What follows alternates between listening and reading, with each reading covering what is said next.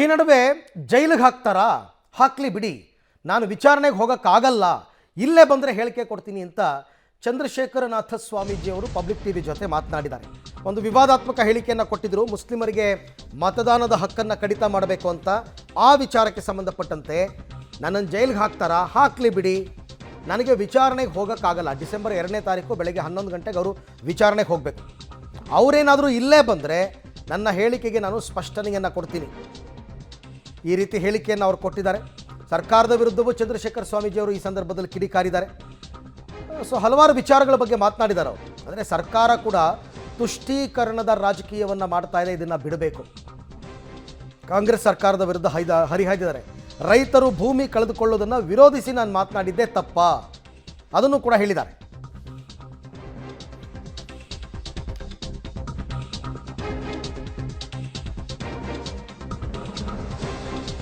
ಚಂದ್ರಶೇಖರ ಸ್ವಾಮೀಜಿಯವರು ಕಿಡಿಕಾರಿದ್ದಾರೆ. ನಾನು ಹೇಳಿದ ಕೂಡಲೇ ಮತದಾನದಿಂದ ಹಿಂದೆ ಸರಿಸೋಕ್ಕಾಗುತ್ತಾ? ಸರ್ಕಾರ ಸಮುದಾಯದವರನ್ನ ಓಲೈಸಿಕೆ ಮಾಡೋದು ಸರಿಯಲ್ಲ. ಮಾತಿನ ಭರಾಟೆಯಲ್ಲಿ ಮುಸ್ಲಿಮರ ಮತದಾನದ ಬಗ್ಗೆ ಹೇಳಿದ್ದೆ, ಅದು ಉದ್ದೇಶಪೂರ್ವಕವಾಗಿ ಹೇಳಿದ ಮಾತಲ್ಲ. ಆಮೇಲೆ ಮರುದಿನವೇ ನಾನು ಪತ್ರಿಕಾ ಹೇಳಿಕೆಯನ್ನು ಕೊಟ್ಟಿದ್ದೀನಿ, ನಿಮ್ಮ ಪರವಾಗಿದ್ದೀನಿ ಅಂತ ಅಶೋಕ್ ಅವರು, ಅಶ್ವಥ್ ನಾರಾಯಣ ಅವರೆಲ್ಲ ಹೇಳಿದ್ದಾರೆ. ಕಾನೂನಲ್ಲಿ ಏನಾಗುತ್ತೋ ನೋಡೋಣ ಅಂತ ಚಂದ್ರಶೇಖರನಾಥ ಸ್ವಾಮೀಜಿಯವರು ಪಬ್ಲಿಕ್ ಟಿವಿಗೆ ಸ್ಪಷ್ಟನೆಯನ್ನು ಕೊಟ್ಟಿದ್ದಾರೆ. ವಕ್ಫ್ ವಿಚಾರವಾಗಿ ಪ್ರತಿಭಟನೆಯಲ್ಲಿ ಭಾಗಿಯಾಗಿದ್ದಂತಹ ಗುರೂಜಿಗಳು ಒಂದು ಹೇಳಿಕೆಗೆ FIR ಕೂಡ ದಾಖಲಾಗಿದೆ. ಆ FIR ವಿರುದ್ಧ ಈಗ ಪೊಲೀಸರು ನೋಟಿಸ್ ಜಾರಿ ಮಾಡಿ ವಿಚಾರಣೆಗೆ ಹಾಜರಾಗಿ ಅಂತ ಹೇಳಿದ್ದಾರೆ. ಈ ಬಗ್ಗೆ ಮಾತಾಡೋದಕ್ಕೆ ಗುರೂಜಿಗಳೇ ನನ್ನ ಜೊತೆ ಇದ್ದಾರೆ. ವಿಶ್ವ ಒಕ್ಕಲಿಗರ ಮಠದ ಸಂಸ್ಥಾಪಕರಾಗಿರುವಂತಹ ಚಂದ್ರಶೇಖರ್ ಗುರೂಜಿಯವರು. ಗುರುಗಳೇ ನಮಸ್ತೆ. ಕಳೆದ ವಾರ ಒಂದು ರೈತ ಸಂಘಟನೆಯವರು ನಡೆದಂತಹ ಪ್ರತಿಭಟನೆಯಲ್ಲಿ ಭಾಗಿಯಾಗಿದ್ರಿ. ಆ ವೇದಿಕೆಯಲ್ಲಿ ತಾವುಗಳು ಮಾತಾಡಿದ ವಿಚಾರವಾಗಿ ಸಾಕಷ್ಟು ಚರ್ಚೆಗಳಾಗ್ತು. ಒಂದು ಸಮುದಾಯದವರಿಗೆ ಮತದಾನದ ಹಕ್ಕನ್ನು ಕೊಡಬಾರ್ದು ಅಂತ ಒಂದು ಹೇಳಿಕೆ ನೀಡಿದ್ರಿ. ಆ ವಿರುದ್ಧ FIR ಕೂಡ ದಾಖಲಾಗಿದೆ. ಇದ್ರ ಬಗ್ಗೆ ಮೊದಲ ರಿಯಾಕ್ಷನ್ಗಳು? ಇದು ಹೇಳಿದ್ದು ಆ ವಕ್ಫ್ನವರು ಜಮೀನುಗಳನ್ನು, ರೈತರ ಜಮೀನು ಅವ್ರ ತಲತಲಾಂತರದಿಂದ ಮಾಡ್ಕೊಂಬಂದಿರೋ ಜಮೀನನ್ನು ಕಿತ್ಕೋತಾ ಇದ್ದರು. ಬಿಜಾಪುರ, ಧಾರವಾಡ ಇಲ್ಲೆಲ್ಲ ಕಿತ್ಕೊಂಡು ಅವರಂತೆ ಗೊತ್ತಿಲ್ಲ ನಮಗೆ, ಇಲ್ಲೂ ಕಿತ್ಕೊಳ್ಳೋಕೆ ಬರ್ತಾಯಿದ್ದಾರೆ ಅಂತ ಹೇಳಿದ್ರಿಂದ ರೈತರಿಗೆ ಅನ್ಯಾಯ ಆಗಬಾರ್ದು, ಆದ್ದರಿಂದ ನೀವು ನೋಡಿ ಅಂತೇಳಿ ಹೇಳಿದ್ದುಂಟು. ಆಮೇಲೆ ಇವೆಲ್ಲ ನಮಗೆ ಮುಸ್ಲಿಮ್ರೂ ಭಕ್ತರುಗಳಿದ್ದಾರೆ, ಜಫರುಲ್ಲಾ ಖಾನ್ ಇದ್ದಾರೆ, ಇದ್ದಾರೆ, ಅವ್ರ ಮದುವೆಗೆಲ್ಲ ನಾವು ಹೋಗಿದ್ವಿ, ಅದೆಲ್ಲ ಇದೆ. ನಮ್ಗೆ ಆ ಥರ ಜನವಿರೋಧಿ ನಮಗಿಲ್ಲ. ಭಾರತ ದೇಶದಲ್ಲಿ ಶಾಂತಿ ಪ್ರಿಯರು ಎಲ್ಲರೂ ಬದುಕೋದಕ್ಕೆ ಸಾಧ್ಯ ಅಂತ ಯಾಕೆ ಹೇಳೋದು ಅಂದರೆ, ಎಲ್ಲರೂ ಪ್ರೀತಿಸ್ತಾರೆ. ಬೇರೆ ದೇಶಗಳಲ್ಲಿ ಪ್ರೀತಿಸೋದಿಲ್ಲ. ಅವರು ಬರೀ ಸ್ವಾರ್ಥಿಗಳು, ನಾನೊಬ್ಬನೇ ಬದುಕಬೇಕು, ಬೇರೆ ಯಾರು ಬದುಕಬಾರ್ದು ಅಂತಕ್ಕಂಥ ಮನೋಭಾವನೆ ಇರ್ತಕ್ಕಂಥ. ನಮ್ಮ ದೇಶದಲ್ಲಿ ಆಗಿಲ್ಲ. ಇವರು ಆವಾಗವಾಗ ಕಿರುಕುಳ ಕೊಡ್ತಾ ಇದ್ದರಿಂದ ಇದನ್ನು ತೆಗೆದುಬಿಟ್ರೆ ಎಲ್ಲ ಏನು ಗಲಾಟೆ ಇಲ್ಲದೇ ಎಲ್ಲ ಸಮರಸವಾಗಿ ಹೋಗ್ತದೆ ಅನ್ನೋ ದೃಷ್ಟಿಯಿಂದ ಹೇಳಿದ್ದು. ಅಕಸ್ಮಾತಾಗಿ ಹೇಳಿರೋದ್ರಿಂದ ಅದು ಅಷ್ಟಕ್ಕೆ ಬಿಟ್ಬಿಡಿ ಅಂತ ಪೇಪರ್ ಸ್ಟೇಟ್ಮೆಂಟನ್ನು ಕೊಟ್ಟಿದ್ದೀವಿ. ಆದ್ದರಿಂದ ಅದ್ರ ಬಗ್ಗೆ ನಮಗೇನೇ ಇದ್ದಿಲ್ಲ. ಅಂದರೆ ಮಾತಿನ ಭರಾಟೆಯಲ್ಲಿ ಹೇಳಿದ್ದು ಉದ್ದೇಶಪೂರ್ವಕವಾಗಲ್ಲ, ಅಂದರೆ ಮತದಾನದಿಂದ ಅವರನ್ನು ಹಿಂದೆ ಹಿಡಿ ಅನ್ನೋದು.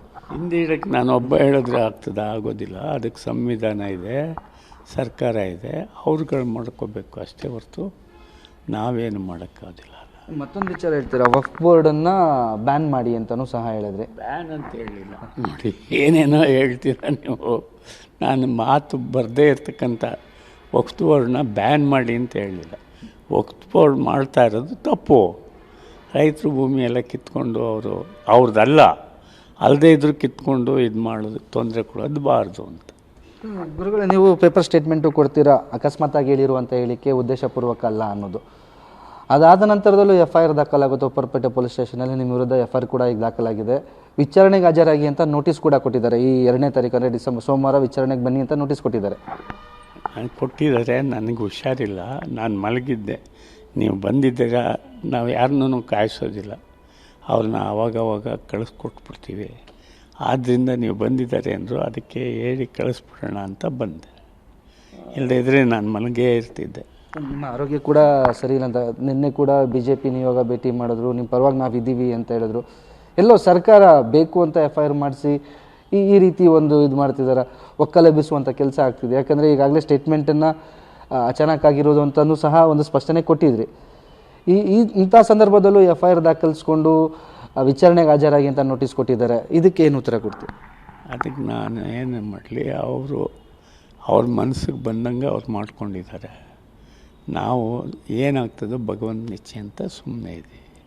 ಇಲ್ಲೇ ಎಲ್ಲ ಫಿನಿಷ್ ಮಾಡಿಬಿಡ್ತೀವಿ ಅಂತ ಹೇಳಿದ್ರು. ಅದೇನು ಅಂತ ಗೊತ್ತಿಲ್ಲ.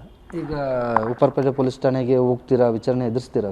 ನಾವು ಹೋಗೋಕ್ಕಾಗೋದಿಲ್ವಲ್ಲ, ಬಹುಶಃ ಆರೋಗ್ಯನೇ ಇಲ್ಲದೆ ಇರೋದ್ರಿಂದ ಇಲ್ಲೇ ಏನೋ ಮಾಡ್ತೀವಿ ಅಂತ ಹೇಳಿದ್ರು. ಗೊತ್ತಿಲ್ಲ ನನಗೆ. ಅಂದರೆ ಇಲ್ಲಿ ಬಂದರೆ ಅವರು ವಿಚಾರಣೆಗೆ ಇದೇ ರೀತಿ ಸ್ಪಷ್ಟನೆ ಕೊಡ್ತೀರಾ?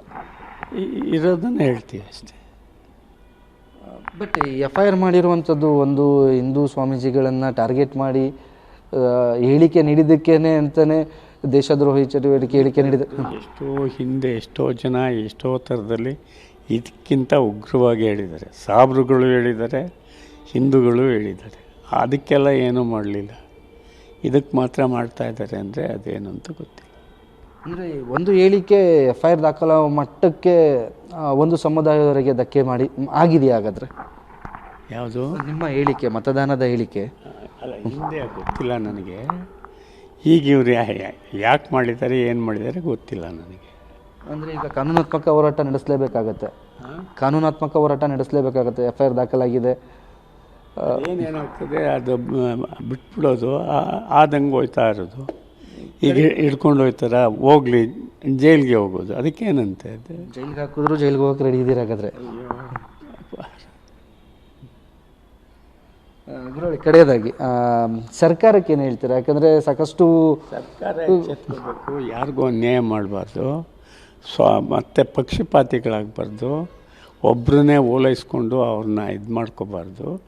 ಎಲ್ರಿಗೂ ಸಮಾನತೆ ಕೊಡಬೇಕು ಅವರು.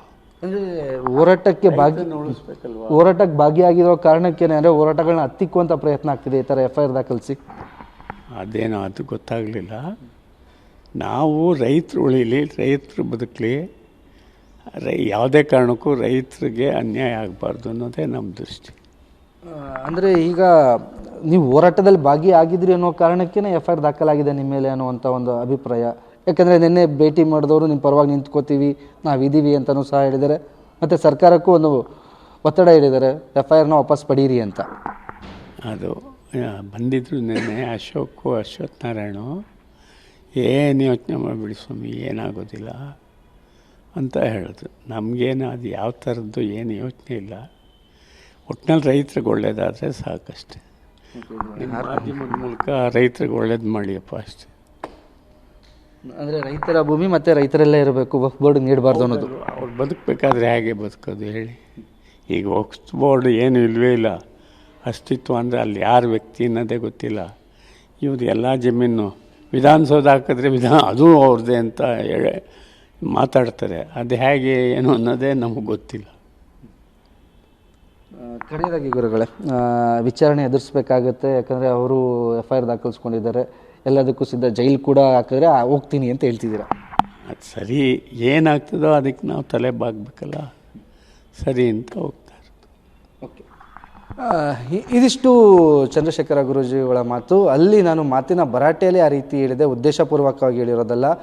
ನೆಕ್ಸ್ಟ್ ಡೇನೇ ಪೇಪರ್ ಸ್ಟೇಟ್ಮೆಂಟ್ ಕೂಡ ಕೊಟ್ಟು ಇದನ್ನು ಬೆಳೆಸಬೇಡಿ, ಯಾಕಂದರೆ ಅದು ಸಂವಿಧಾನದಲ್ಲಿ ಇರುವಂತಹ ಒಂದು ಹಕ್ಕು ಮತದಾನದ್ದು, ಅದನ್ನು ನಾನೊಬ್ಬ ಹೇಳಿದ ತಕ್ಷಣ ಅದನ್ನು ತೆಗೆಯೋಕ್ಕಾಗೋದಿಲ್ಲ, ಅಚಾನಕ್ಕಾಗಿ ಮಾತಾಡಿದ್ದು ಅಂತ ಸ್ಪಷ್ಟನೆ ಕೂಡ ಕೊಟ್ಟಿದೆ. ಈಗ ಯಾವ ಕಾರಣಕ್ಕೆ FIR ದಾಖಲಿಸ್ಕೊಂಡಿದ್ದಾರೆ ಅನ್ನೋದು ಗೊತ್ತಿಲ್ಲ. ವಿಚಾರಣೆಗೆ ಹಾಜರಾಗಿ ಅಂತೇಳಿದ್ದಾರೆ. ಬಟ್ ಆರೋಗ್ಯದ ಸ್ಥಿತಿ ಸರಿ ಇಲ್ಲ, ಇಲ್ಲೇ ಬಂದರೆ ವಿಚಾರಣೆ ಎದುರಿಸ್ತೀನಿ, ಒಂದು ವೇಳೆ ಜೈಲಿಗೆ ಹಾಕಿದ್ರೂ ಹೋಗಲೇಬೇಕಾಗತ್ತೆ ಅಂತ ಹೇಳ್ತಿರುವಂಥದ್ದು. ಕ್ಯಾಮ್ರಾ ಪರ್ಸನ್ ರಾಜು ಜೊತೆಗೆ ಮಾರುತಿ, ಪಬ್ಲಿಕ್ TV, ಬೆಂಗಳೂರು.